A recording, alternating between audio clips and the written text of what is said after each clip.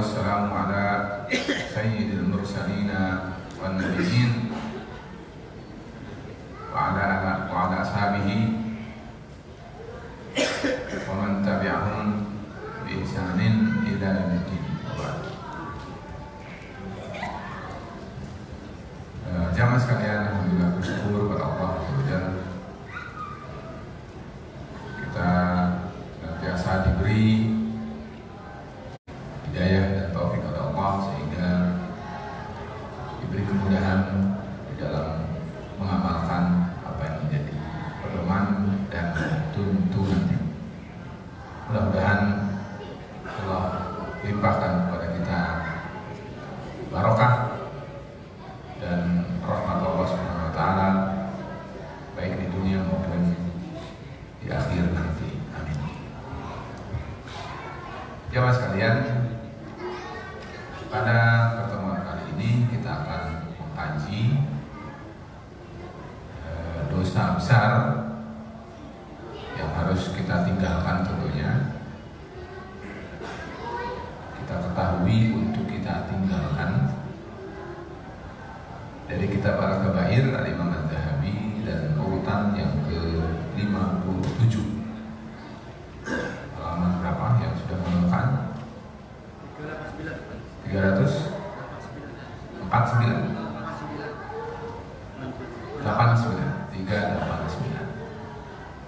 Mudah-mudahan sudah ketemu semua. Kalau di kitab saya halaman 110.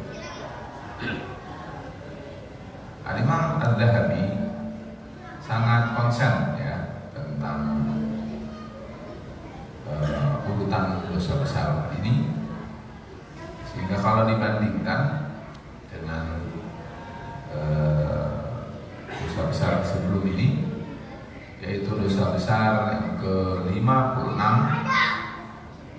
di halaman saya di sini adalah hanya setengah halaman. Sementara dibahas tentang 57 ini,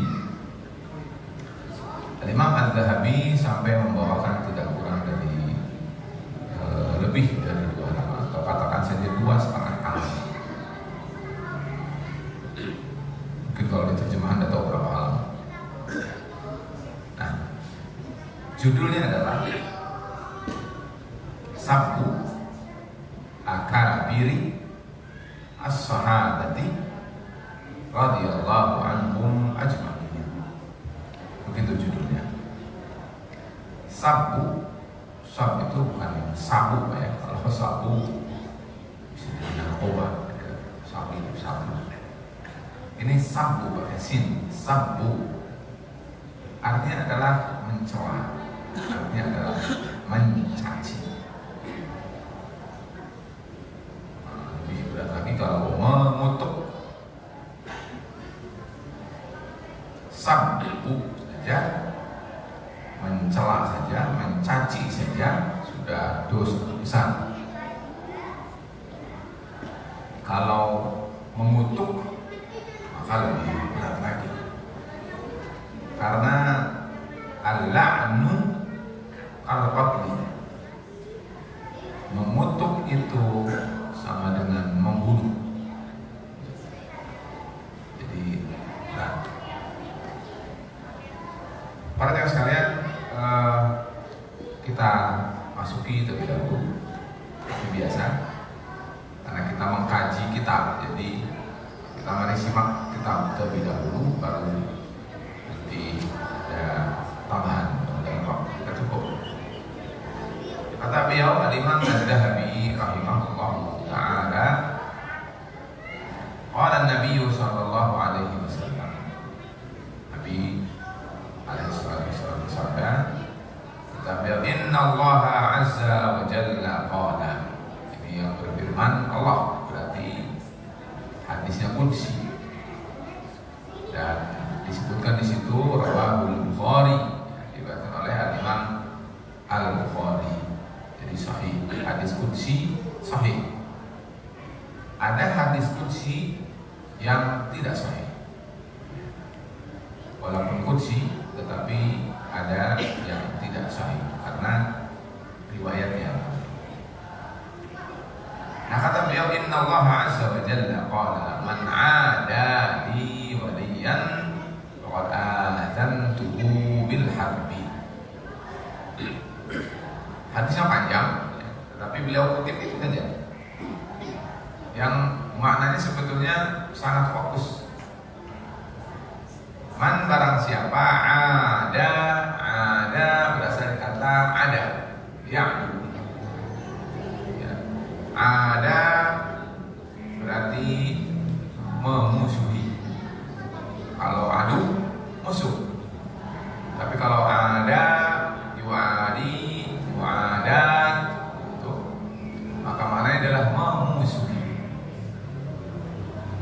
Kata Rasul, kata Allah Subhanahu wa ta'ala, barang siapa yang memusuhi li kepunyaanku waliyan wali, seorang saja dari kalangan wali. Dan sebetulnya kalau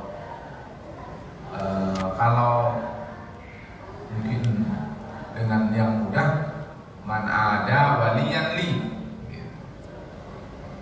atau man ada waliyi.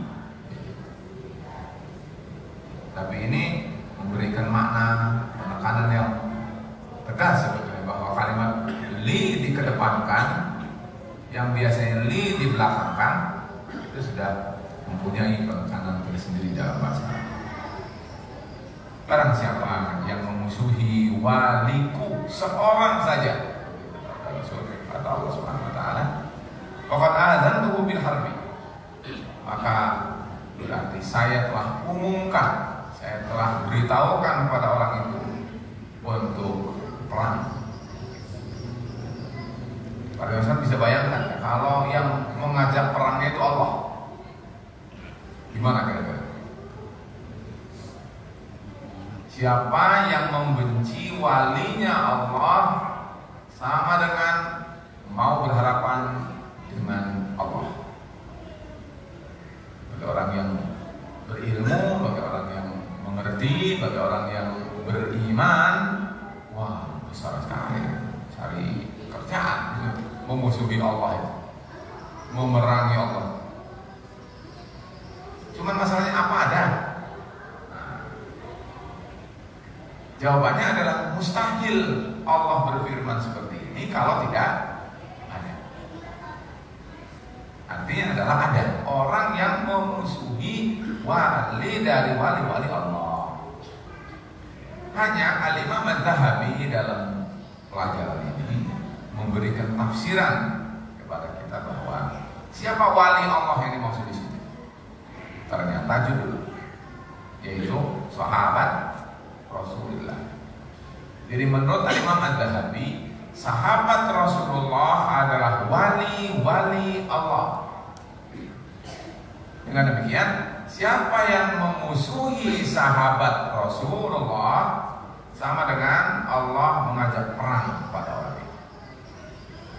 Jelas saudara sekalian, seperti itu adalah jelas. Jadi tidak ada satu ayat ini saja, satu hadis ini saja sudah cukup bagi orang yang beriman untuk ngeper, takut, ya, khawatir. Bagaimana kalau yang dilawan itu adalah Allah Subhanahu wa ta'ala? Ya. Para sekalian, lanjut kata beliau yang kedua, wa qala Nabi sallallahu alaihi wasallam, la tasubbu ashabi walladzi nafsu Muhammadin biyadihi law anfaqa ahadukum misla Uhudin dhahaban ma balagha mudda ahadihim wala nasifahu. Begitu kata Imam Nabi menukil hadis Rasul. Kata Rasul ini, lah janganlah tasubbu, ini adalah fi'il mudhari yang karena ada la maka dia menjadi nunnya hilang, la tasubbu, tadinya af'alul khamsah. Maknanya adalah janganlah kalian hari ini, janganlah kalian besok, janganlah kalian tahun depan, janganlah sekarang dan sampai dengan kapanpun kalian mencaci sahabat-sahabatku, kata Rasulullah sallallahu alaihi wasallam. Larangan Rasul itu sama dengan larangan Allah. Jadi kalau orang melanggar larangan Rasulullah sama dengan melanggar larangan Allah. Karena larangan Rasulullah itu sesungguhnya larangan Allah, karena itu wahyu dari Allah Subhanahu wa Ta'ala. Jadi jelas sekali, jangan mencaci sahabat. Apalagi kata Rasul, sahabatku, ya. Jadi barang sekalian besar sekali. Lalu setelah itu, setelah larangan, kata Rasul, "Walladzi nafsu Muhammadin biyadihi," Rasul bersumpah. Seolah-olah kita tidak percaya, seolah-olah kita ragu. Seolah ada orang yang menyepelekan sabda Rasul tadi itu, seolah-olah. Kata Rasul, "Demi yang jiwaku, jiwa Muhammad di tangan Allah." Kata Rasul, "Lau seandainya anfaqa yunfiqu infaqan," berinfak, "ahadukum seorang dari kalian mislah seperti ahadin Uhudin," ya, itu jabal atau gunung Uhud terbesar di Madinah, dan isinya tidak seperti di kita, ya, pohon gitu ya, air, kemudian tanah, tidak, batu tuh. Siapa di antara kita yang pernah ke Madinah, ya, melihat namanya ziarah ke syuhada Uhud, para sahabat yang syahid di perang Uhud, maka kita akan bisa lihat di depannya adalah Jabalun, gunung Uhud. Uhud itu segitu besarnya di Madinah, itu terbesar kan. Walaupun kalau diukur di Indonesia sebenarnya itu bukit, karena setinggi itu di kita disebutnya bukit, karena tidak begitu tinggi dibandingkan dengan gunung-gunung di Indonesia ya. Tapi para sekalian, di sana itu gunung Uhud itu batu isinya.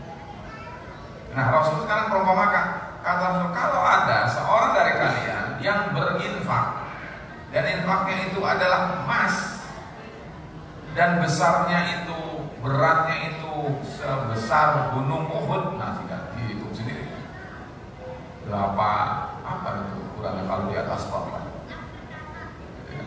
Gunung Uhud itu diangkas gitu ya, timbang berapa, lalu emas, siapa itu kira-kira yang bisa? Jadi sebetulnya bukan X seperti itu yang kita pahami. Maknanya adalah bahwa sebesar apapun manusia yang mengaku berjasa kepada Islam atau untuk beribadah kepada Allah SWT, jangan coba-coba untuk mencela sahabat Rasulullah SAW. Karena kalau itu terjadi, kata Rasulullah SAW, kalau itu terjadi, malah kaum ahadihim, tidak akan bisa sampai sebanding dengan mud itu. Mud itu adalah apa kalau bahasa kita? Ini namanya kafun. Lalu apa namanya? Dua, tiga. Apa? Namanya bahasa kita apa? Serabu. Apa? Sejumlah apa namanya? Ya, apa? Jawanya apa? Serabu juga? Serabu. Nah, ini sama gitu. Sudah di bahasa Indonesia saja itu serabu. Bayangkan Uhud segitu besar, segitu berat, dan itu emas. Nggak tahunya dinilai oleh Allah SWT itu nggak nyampe setengah dari segini, nggak nyampe. Kira-kira segini tuh normalnya kalau ngambil emas berapa ya? Segini kira-kira. Segini. Ya. Mau bilang sekilo, ya sudah sekilo lah, itu lah ya. Ya nggak ada apa-apanya. Jadi gunung Uhud segitu besar, artinya adalah tidak akan ada apa-apanya di sisi Allah Subhanahu wa Ta'ala kebaikanmu itu jika dibanding dengan kebaikan sahabat Rasulullah. Apalagi mungkin di zaman kita sekarang, zaman kita ini kan mungkin zamannya menikmati kita ya. Kalau zaman sahabat itu Pak, namanya juga masa perintisan Islam. Waduh, mau masuk Islam saja dihalangi, gitu. Mau menjadi Muslim tidak boleh, sudah jadi Muslim disuruh murtad lagi, betul tidak? Diintimidasi, ditekan, diusir, dibunuh. Kalau zaman sekarang mirip dengan yang terjadi di mana Pak? India, ya kan? Mereka manusia itu bahkan diperlakukan lebih rendah daripada tikus. Karena di India itu ada orang yang bahkan menyembah, menjadikan tikus sebagai Tuhan. Nah, orang yang seperti dia, sebesar dia, setinggi dia, gemuk dia, setampan dia, secantik dia, diperlakukan seperti lebih rendah dari tikus. Karena apa? Karena mereka berakidah Islam. Nah, sekalian, mari kita ingat. Bayangkan kalau kita seperti itu, seperti apa rasanya kita. Kalau kita tidak kebayang, minimal itu doakan saja. Doakan, ya Allah, sabarkan mereka. Ya Allah, tolonglah mereka. Ya Allah, celakakan. Kemudian apalagi berikan binasakan orang yang menganiaya saudara-saudara. Betul tidak? Karena nggak kebayang. Ada orang mungkin pernah lihat di video di YouTube, bukan di YouTube atau di WA gitu. Ada orang si muda dikejar, dipentung, dikeroyok, teriak-teriak, tidak punya daya apapun untuk melawan, membela, terjatuh bukan didiamkan, bukan ditolong, pentung, kepruk, dilempar batu, udah gitu diberi sajian namanya kampak gitu. Kampaknya itu bukan kampak kecil, kampak yang gagangnya panjang, das sekali mati kepalanya langsung belah dua. Ada yang tampilnya keluar video di WA. Dan manusia seperti itu. Manusia mana itu yang kayak gitu manusia? Jadi barisan itu adalah karena apa? Karena Muslim. Sayangnya orang yang berlaku seperti itu tidak disebut radikal, tidak disebut teroris. Tapi kalau ada seorang Muslim mungkin yang melakukan jangan seperti itu, sudah langsung baik. Bisa jadi didor di tempat. Dia adalah teroris, dia adalah radikal dan seterusnya. Nah, jadi ini adalah sesuatu yang coba kita strum ya. Kalau ada di akupuntur itu namanya adalah yang merangsang getar saraf kita. Orang sekalian disensitifkan rasa kita ini bahwa mereka itu saudara kita. Yang di Rohingya itu, yang jumlahnya sampai sekian itu Pak, itu saudara kita, mereka Muslim. Yang di Palestina itu, yang beranak kutu di sana, lalu tanahnya dirampas, lalu dibunuh, itu saudara kita. Dan seterusnya di berbagai belahan itu saudara kita. Coba kita tumbuhkan sensitivitas itu, sehingga kita punya rasa iba, rasa solider, rasa kasih, rasa sayang, dan yang paling praktis adalah minimal doa.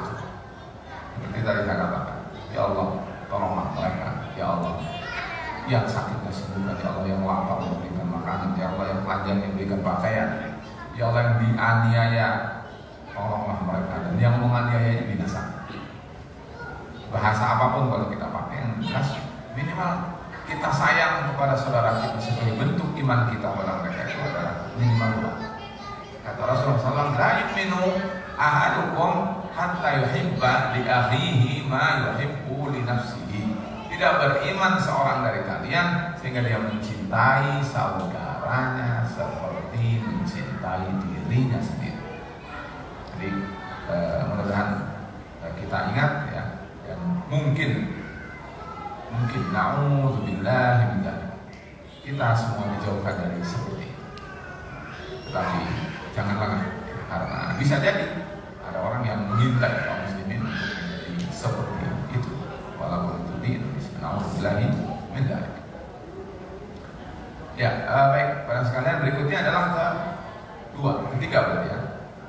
Kata beliau Al-Imam Az-Zahabi rahimahullahu taala, wa qalat Aisyah radhiyallahu anha, ya, amiru bil istighfar li ashabi Muhammadin sallallahu alaihi wasallam, ya, apa umiru bil istighfar li ashabi Muhammadin sallallahu alaihi wasallam wa sahbihi. Katanya ini perkataan Aisyah diriwayatkan di sini. Kata Aisyah, orang-orang itu maksud di sini adalah ditujukan kepada orang yang membenci sahabat, yang memusuhi sahabat, yang memerangi sahabat, yang mengkafirkan sahabat. Kata Aisyah, mereka itu diperintahkan untuk beristighfar kepada sahabat, memohonkan ampunan. Mudah-mudahan ampunan itu ditujukan untuk para sahabat Rasulullah Sallallahu Alaihi Wasallam. Malah kata Aisyah, justru mereka mencaci sahabat. Berarti kalau ada di antara kita ada orang yang diperintahkan A, tetapi yang dikerjakan kebalikannya, kira-kira bagaimana kita punya persepsi terhadap orang itu? Barang sekalian, orang itu imma tidak paham kitab, kalau bahasa Arab tidak paham kitab itu tidak mengerti apa mungkin kata bahasa sekarang narasi diksi, itu tidak, pesan-kesan yang ada di dalam apa namanya perintah itu. Atau memang orang itu kalau dia bacaan berarti tidak bisa baca, kalau dia disampaikan dengan perkataan berarti dia tidak dengar. Atau yang pasti adalah dia orang yang punya keyakinan yang bertolak belakang. Jadi para sekalian, itu adalah yang harus kita ketahui dan pahami dari potongan naskah. Berikutnya kata beliau, yarwi atau yurwa an Nabi sallallahu alaihi wasallam man sabba ashabi fa alaihi laknatullah. Ya, diriwayatkan kata beliau bahwa ada yang mengatakan bahwa barang siapa yang mengutuk sahabatku, maka orang itu adalah sama dengan telah menginginkan untuk dikutuk oleh Allah. Di bawah ada hudud yang di saya, itu adalah diriwayatkan oleh Al-Imam Abu Asim Ibnu Abi Asim dalam kitab As-Sunnah, dan ternyata asar itu sahih. Jadi barang sekalian, kata Rasul, barang siapa yang mencaci sahabat Rasul, berarti orang itu berhak mendapatkan kutukan Allah. Dengan kata lain, kalau bahasa fikihnya di sini dosa besar. Tapi mendengar berhak mendapatkan kutukan Allah, itu besar sekali. Karena kutukan itu maknanya adalah haram mendapatkan rahmat Allah Subhanahu wa ta'ala. Sedangkan rahmat Allah itu di dalam hadis yang lain, Allah berfirman hadisnya kursi, wa inna rahmati ghalabat ghadabi. Kasih sayangku itu akan mengalahkan murkaku. Sedangkan orang ini tidak mungkin mendapatkan rahmat Allah karena orang itu terkutuk. Jadi para sekalian, orang yang membenci, yang mencaci, memusuhi sahabat Rasulullah, itu adalah mereka orang-orang yang terkutuk. Alhamdulillah. Berikutnya kata beliau, qala Ali bin Abi Thalib radhiyallahu anhu, yang oleh orang Syiah, oleh orang Rafidhah disebutnya, diposisikannya sebagai imam, bahkan imam pertama bagi mereka yang maksum menurut keyakinan mereka. Sekarang beliau radhiyallahu anhu kata beliau, walladzi falaqal habbata wa bara'an nasamata innahu la'ahdun nabiyyi sallallahu alaihi wasallam al-ummi ilayya. Sumpah beliau adalah merupakan apa yang aku dapati dari Nabi sallallahu alaihi wasallam yang diajarkan kepadaku adalah la yuhibbuni illa wa la yubghiduni illa munafiq. Beliau, tidak ada yang mencintai aku kecuali mukmin. Jadi orang yang mencintai Ali itu adalah mukmin, dan orang yang membenci Ali berarti munafik. memposisikan beliau adalah sebagai sahabi Nabi Jalil dan radhiyallahu anhu. Di sini sudah kita dapatkan Ali radhiyallahu anhu, berarti kita adalah nataradda mengucapkan radhiyallahu anhu kepada Ali bin Abi Thalib, tidak membenci, tidak mencaci, tetapi juga tidak hulu. Hulu artinya adalah over atau ekstrim, sehingga mengangkat Ali bin Abi Thalib dalam posisi yang dahulu Abu Bakar adalah imam, tetapi digantikan yang benar adalah Ali. Berarti bukan Abu Bakar, atau dengan kata lain Abu Bakar As-Siddiq radhiyallahu anhu menurut kita Ahlussunnah Khalifah Ar-Rashidah yang pertama. Menurut orang Syiah itu adalah pemberontak. Karena apa? Karena mereka menjadikan Ali nomor satu, bukan Abu Bakar. Menganggap Abu Bakar As-Siddiq adalah merebut keimamahan, kekhilafahan dari Ali bin Abi Thalib, padahal itu adalah sudah ijma' dari kalangan sahabat saat itu. Nanti mungkin saya akan tambahkan dari yang lain kalau ada waktu. Ada perkataan di situ, kata Imam Az-Zahabi, ini perkataan Imam Az-Zahabi ya, wallahu a'lam ya, kata beliau begini: "Fa idza kana hadza qalahu an-nabiy sallallahu alaihi wasallam fi haqqi Ali." Jika ini perkataan Rasul alaihi salatu wasallam pada Ali, as-siddiqu bil ula, maka Abu Bakar As-Siddiq bil ula lebih dulu, wal akhra lebih juga lebih prioritas, lebih didahulukan daripada itu. Ya, afdalul khalqi ba'da nabiyyi sallallahu alaihi wasallam, karena Abu Bakar As-Siddiq radhiyallahu anhu itu adalah manusia paling afdal setelah Nabi Muhammad sallallahu alaihi wasallam. Wa mazhabu Umar wa Ali radhiyallahu anhuma anna man faddala 'ala Siddiq ahadan fa innahu yujallad hadda al-muftari. Kata beliau bahwa mazhabnya Umar bin Khattab, mazhabnya Ali bin Abi Thalib, bahwa siapa yang menganggap ada yang lebih baik daripada Abu Bakar As-Siddiq, orang itu harus berhak kena hukuman ya, karena sanksi itu adalah dicambuk ya, dan hukumnya adalah seperti orang yang memalsu atas nama Allah dan atas nama Rasulullah Sallallahu Alaihi Wasallam. Para yang sekalian, mudah-mudahan waktu cukup ya. Berikutnya adalah ada perkataan di situ bahwa diriwayatkan dari Syu'bah dari Husain ya, disebutkan bahwa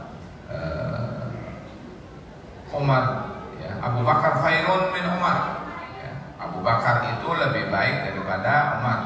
Ada yang mengatakan Umar khairun min Abi Bakar, ada yang mengatakan juga bahwa Umar lebih baik daripada Abu Bakar. Apalagi dari Umar, pertentangan perkataan atau wacana tadi itu nyampe kepada Umar bin Khattab. Wa darabahu bid-durrah hatta syaghara bi rijlaihi, akhirnya pukul oleh Umar bin Khattab sampai pincang orang itu. Wa qala inna Abu Bakar sahibu Rasulillah. Kata Umar bin Khattab, kamu harus tahu bahwa Abu Bakar itu adalah sahabat Rasulullah yang menemani Rasulullah. Wa kana akhyarun nasi fi kada wa kada. Abu Bakar As-Siddiq itu manusia terbaik. Dari ini dari itu, man qala wa dzalika wajaba alaihi haddul muftari. Kata Rasul, kata Umar bin Khattab, siapa yang melanggar dari sikap ini, dia berhak untuk dicambuk.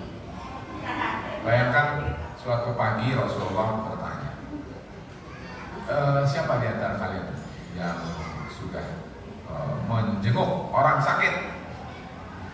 Ada yang jawab. Kata Abu Bakar, ana ya Rasul, saya.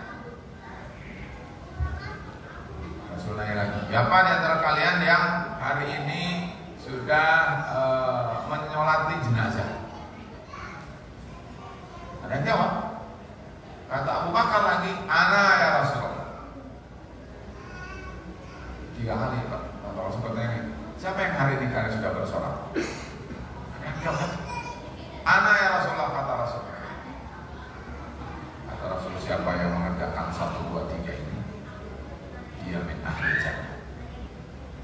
Siapa yang mengerjakan 3 pekerjaan ini berarti dia ahli jannah.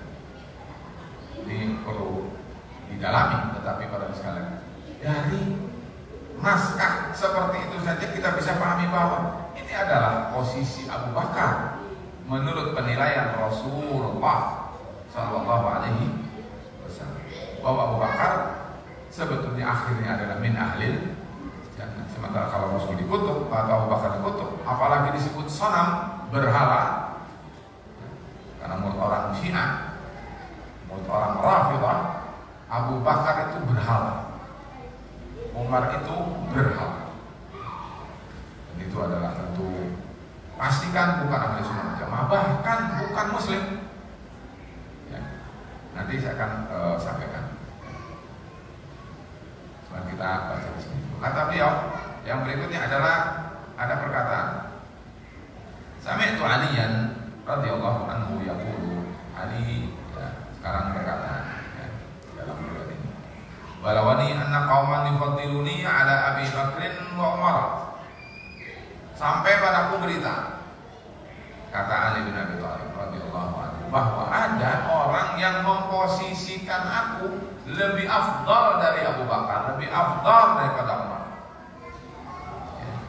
Lalu kata beliau, man qala syai'an min hadza fa huwa muftari. Siapa yang mengatakan itu, dia adalah pembohong besar.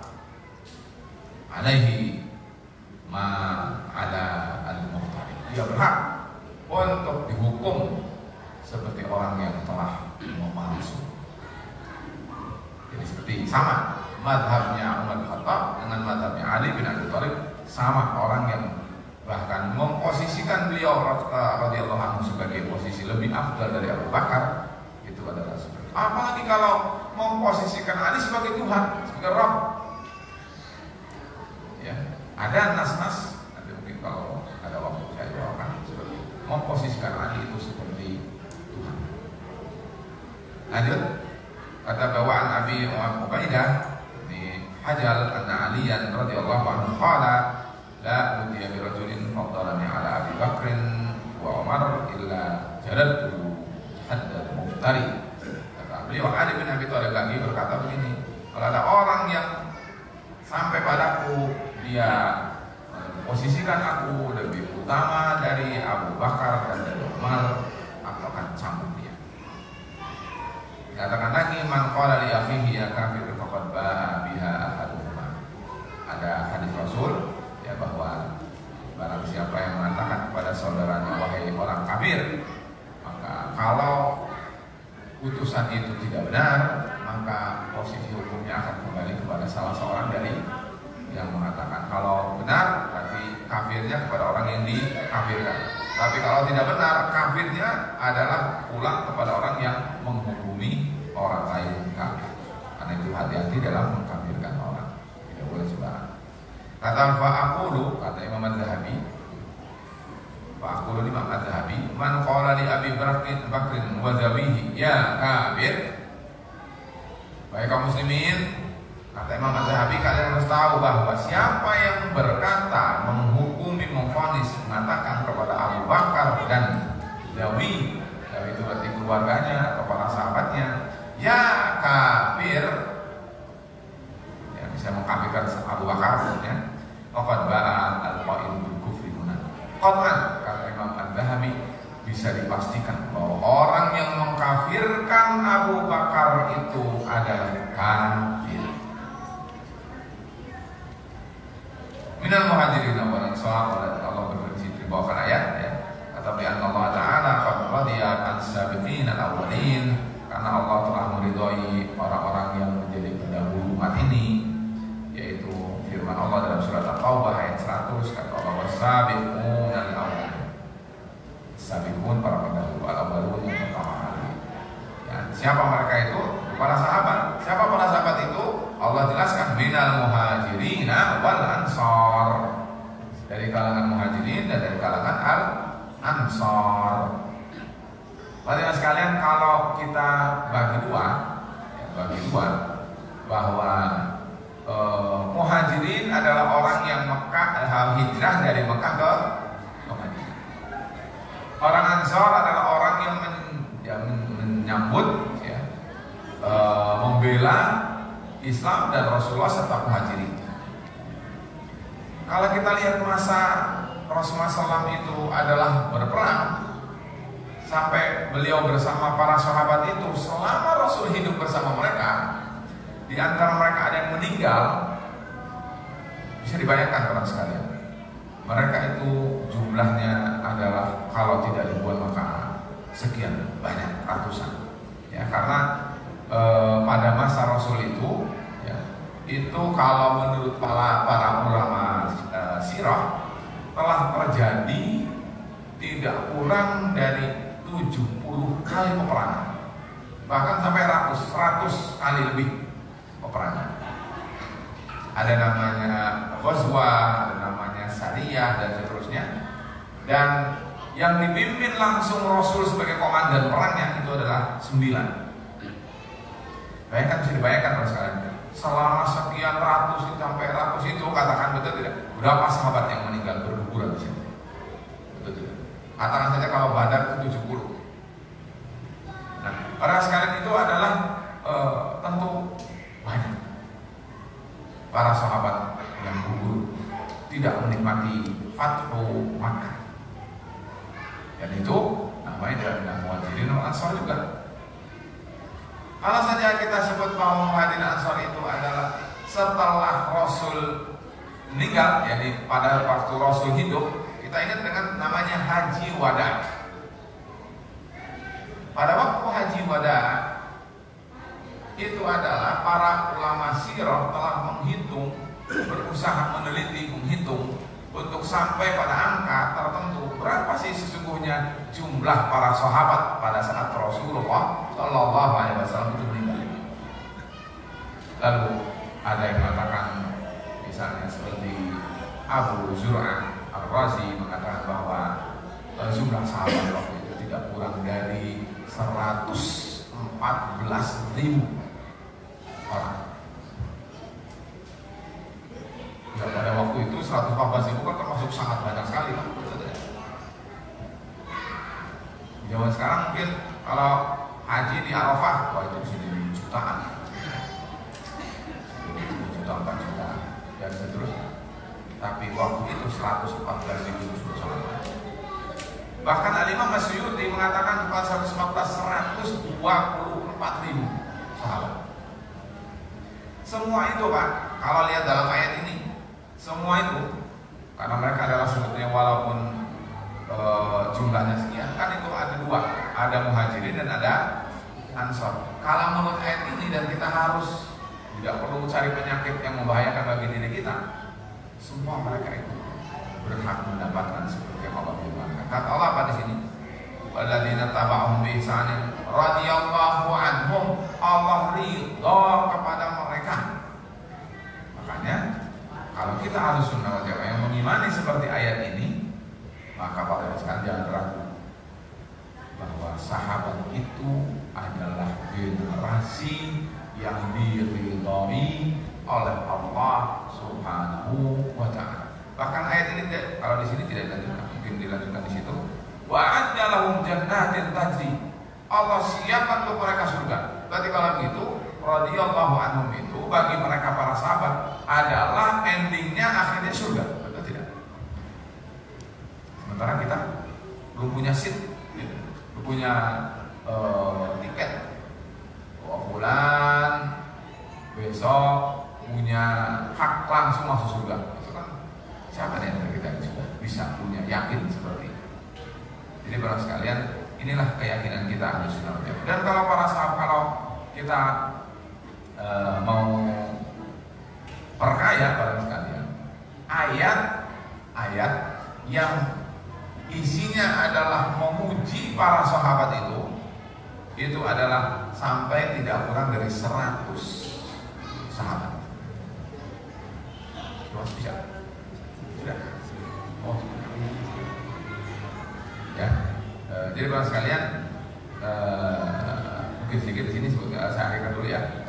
Wa man sabaha ula faqad barakallahu bil muharabah. Kata Imam Az-Zahabi, siapa yang mencaci sahabat itu telah berhadapan dengan Allah untuk berperang. Wa man sabbal muslimina wa adahum wa sadarahum wa qadimna. Ya, qadamna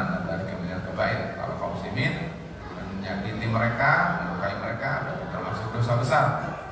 Ya. Mama adzanu biman sabba afdala al-khalqi pada Rasulullah. Siapa lagi kalau orang yang atau apa dosa apa lagi yang bisa dihubungkan pada orang yang mencela orang terbaik setelah Rasulullah SAW.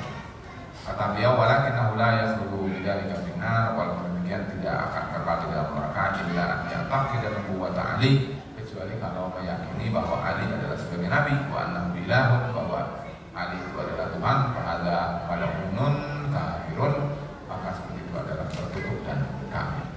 Para sekalian, saya tidak bisa tambahkan kalau saya sudah bawa dalilnya.